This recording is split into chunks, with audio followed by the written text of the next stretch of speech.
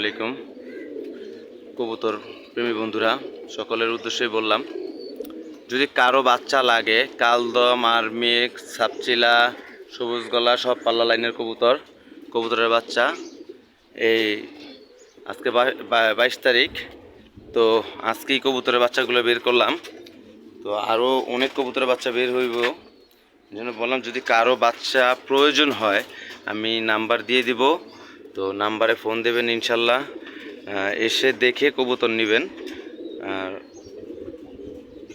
কবুতর যদি ভালো লাগে তাহলে নেবেন, আর দূরের ফোনে বাই কোনো দামাদামি করবেন না, কারণ এসে যদি ভালো লাগে তাহলে অবশ্যই যার যেটাই লাগুক নিতে পারবেন।